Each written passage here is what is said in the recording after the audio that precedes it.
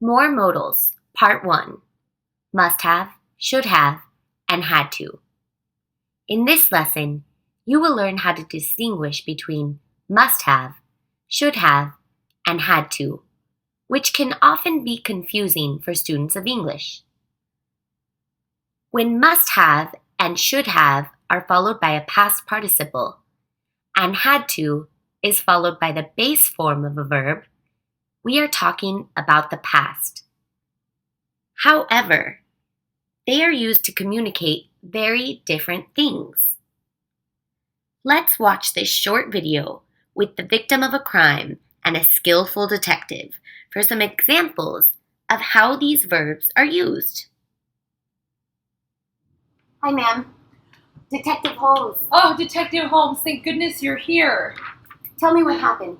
Well, I was enjoying a delicious lunch, and I had to step away for a moment because I had to take a private phone call.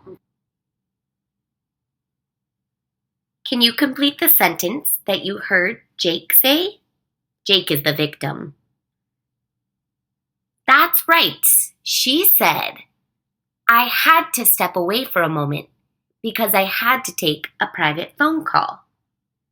Had to expresses a fulfilled obligation in the past or necessity in the past.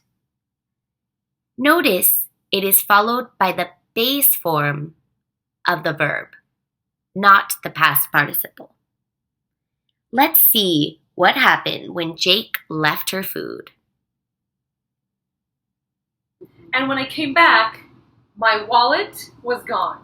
And more importantly, my food was gone. Your food? Awful. You saw it. Jake's food and wallet were gone when she got back. That means that Jake made a mistake.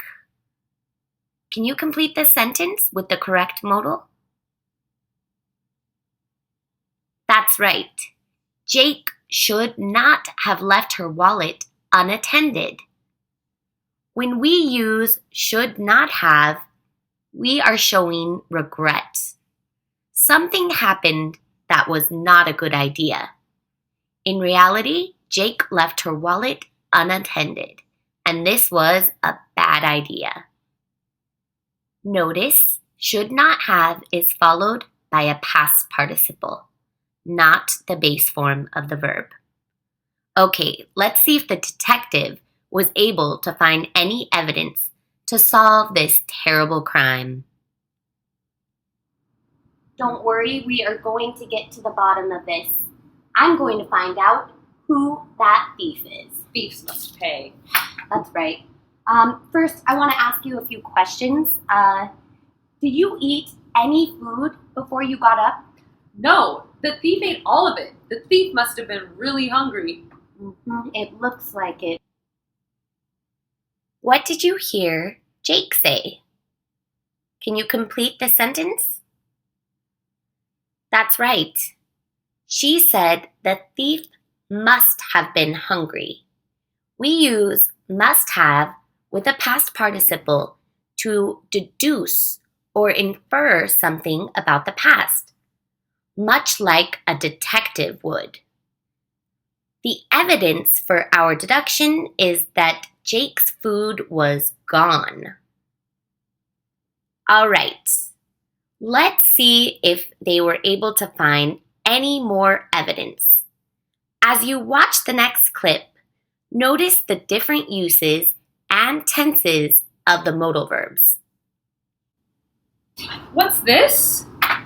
Wait a minute. What is that? That's lipstick. Were you wearing lipstick? I don't wear lipstick. Then the thief must have been wearing lipstick. What is this? What's this? I'm the expert, ma'am. Just a moment.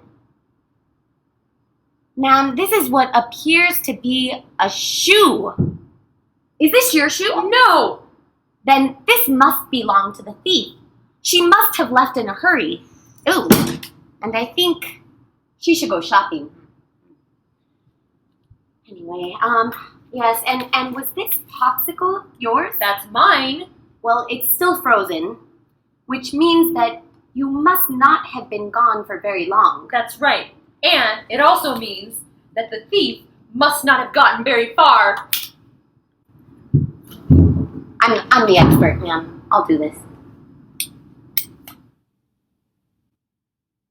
Wow, it looks like they are on to something.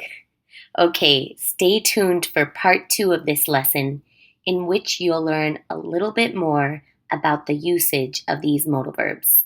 See you soon.